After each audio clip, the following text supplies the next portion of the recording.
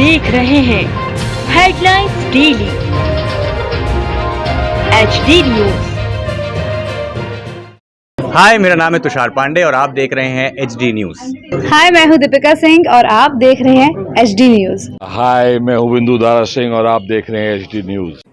जैविक सेतु और eco shawl enviro द्वारा 2 दिवसीय इंदौर पर्यावरण महोत्सव जैविक सेतु में 17 मार्च से प्रारंभ हुआ। प्रथम दिन के उद्घाटन सत्र में अम्बरीश केला ने अपने उद्बोधन में पर्यावरण के महत्व को समझाया। इको शॉल एनवायरो के संदीप खानवलकर ने इंदौर पर्यावरण महोत्सव की आवश्यकता पर जोर देकर बताया कि पर्यावरण के सभी अंगों को सहेज कर रखना हम सभी का उत्तरदायित्व है। जल, जंगल, पशु, जमीन आदि का संरक्षण हमें करना होगा। महोत्सव के प्रमुख वक्ताओं ने उद्बोधन के पूर्व वृक्षारोपण कर पर्यावरण संरक्षण का संदेश दिया। प्रथम दिन के प्रमुख वक्ता ब्रज मोहन राठौर ने अपने वक्तव्य में वन अधिकारी के रूप में किए गए कार्यों का उल्लेख किया। श्री राठौर ने जैव विविधता और जलवायु परिवर्तन के साथ साथ आजीविका पर होने वाले प्रभाव को अपने दैनिक जीवन के अनुरूपों से समझाया। विभिन्न वृक्षों और फसलों के आपसी संबंधों को श्री राठौर ने सहजता से समझाया। श्री राठौर ने कहा कि पर्यावरण एवं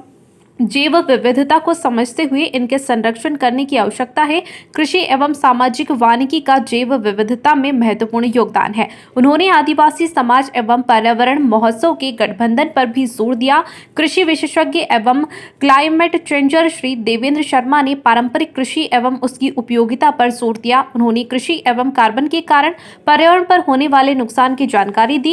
इंदौर पर्यावरण महोत्सव में प्रथम दिन 2 सत्र एवं अंतिम दिन शनिवार को 3 सत्र संपन्न होंगे। यह इंदौर पर्यावरण महोत्सव जो यहाँ आयोजित किया जा रहा है उसका मुख्य उद्देश्य है कि लोगों को पर्यावरण से जोड़ना और उसमें देश और प्रदेश के कई जो लोग पर्यावरण के मुद्दे पे काम करें वो आकर अपने अनुभव रखेंगे और जो इंदौर के जो पर्यावरण प्रेमी लोग हैं वो सारे यहाँ पर आए हुए हैं और 2 दिन में करीब 5 सत्र होंगे। आज के दिन में मुख्य वक्ता देवेंद्र शर्मा जी यहाँ पर कृषि और बदलते पर्यावरण पे बात करेंगे वो और किस तरह से पर्यावरण बदल रहा है उससे खेती पे क्या प्रभाव पड़ रहा है उसके बारे में वो बात करेंगे।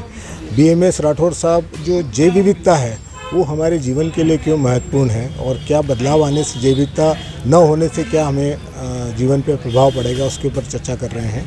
और कल के सत्र में यहाँ पर पानी के ऊपर चर्चा होगी कि किस प्रकार से जो हमारे वाटर फुटप्रिंट है कि हम कहाँ पानी कितना खर्च कर रहे हैं और वो कितना उसका दोहन करके उसका अपव्यय कर रहे हैं, तो क्या आप उसको समझते हैं, उस पर बात होगी।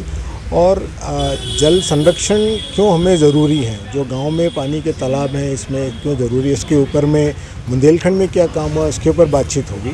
फिर खेती के ऊपर में जो हमारे झाबुआ में नीलेश देसाई जी हैं कि जो स्थानीय प्रजाति की जो फसलें हैं वो क्यों हमारे जीवन में आवश्यक, उसके ऊपर जो उन्होंने काम किया उसके ऊपर वो बातचीत करेंगे यहाँ पर। और जैविक खेती के ऊपर अजीत केलकर जी चर्चा करेंगे कि क्यों जैविक खेती हमारे जीवन के लिए आवश्यक है और उससे किस प्रकार से हमारे जो पोषक तत्व है उसके ऊपर में क्या प्रभाव पड़ रहा है उसके ऊपर बातचीत करेंगे। वो दूसरा सत्र होगा।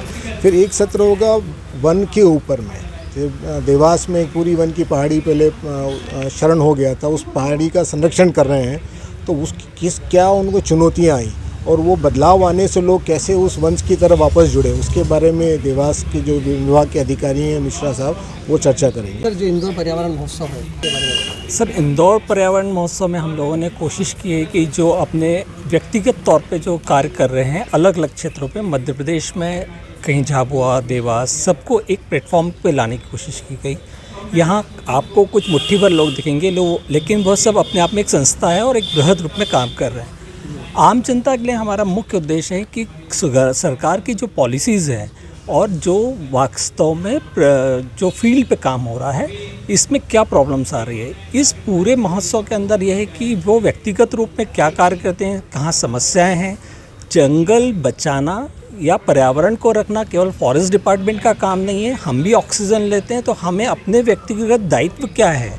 हम केवल एक पेड़ लगाने को जंगल लगाना या प्लांटेशन समझते हैं या एक बृहद रूप में इकोसिस्टम को डेवलप करते हैं।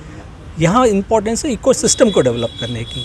तो हम समाज में ये मैसेज देना चाहते हैं कि इकोसिस्टम को हम अपने सराउंडिंग कैसे डेवलप करें, चाहे शहर हो चाहे गांव हो, और इससे जैव विविधता बढ़ेगी और हर जैव विविधता का एक छोटे से छोटा एक मधुमक्खी का भी हमारे जीवन पे बहुत प्रभाव होता है। अगर वो ख़त्म हो जाएगी तो पूरा संसार नष्ट हो जाएगा। तो इन सब छोटी छोटी बातों को अलग अलग विशेषज्ञों के साथ डिस्कस करके उसका एक सारांश निकालना और कहाँ सरकार इसमें मदद कर सकती है और हम अपने कार्यों को और बड़ा करने के लिए लोगों को और समाज को कैसे चेतित कर सकते हैं, इस बारे में हम लोग काम